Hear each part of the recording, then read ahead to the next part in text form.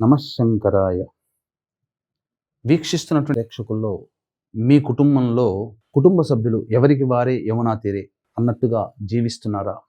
అలాగే ఇంట్లో ప్రతి కుటుంబంలో జిల్ల పురుగులు, బొద్దింకల బెడద ఉంటాయి. కానీ అసాధారణంగా జిల్ల పురుగుల, బొద్దింకల బెడద ఎక్కువగా ఉన్నాయా? గోడలకి క్రాక్స్ వచ్చాయా?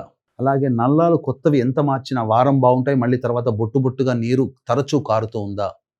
ఇంట్లో ఎంత బాగా శుభ్రంగా ఉన్నా కొంత సమయం తర్వాత మళ్ళీ బూజు, దుమ్ము వంటి పేరుకుపోతుంటాయా? ఖచ్చితంగా ఆ కుటుంబంలో పంచశాప ప్రభావాలతో ఇబ్బందులు పడుతున్నట్టే లెక్క. పంచశాప ప్రభావాలు అనగా స్త్రీ శాపము, గురు శాపము, దైవ శాపము, సర్పశాపము, పితృశాపము.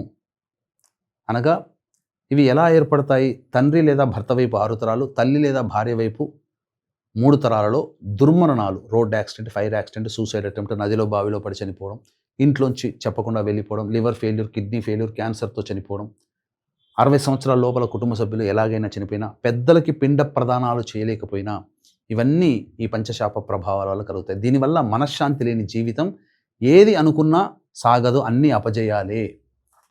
కాబట్టి వీటి నివారణకి జూన్ 14వ తారీఖు అధిక జ్యేష్ఠమాసం ఆదివారం అమావాస్య రోహిణి నక్షత్రంతో వచ్చిన అద్భుతమైన రోజు. ఈ రోజున మన పీఠం ఆధ్వర్యంలో పంచశాప నివారణ పూజలు జరిపించడం జరుగుతుంది కార్యక్రమాలు.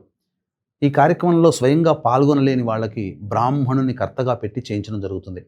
అవకాశం ఉన్నటువంటి వాళ్ళు 12వ తారీఖు రాత్రి 9 గంటల లోపల ఈ యొక్క కార్యక్రమంలో మీరు ఈ స్క్రీన్పై కనిపిస్తున్న నెంబర్కి కాంటాక్ట్ చేసి మీరు నమోదు చేసుకోవచ్చు.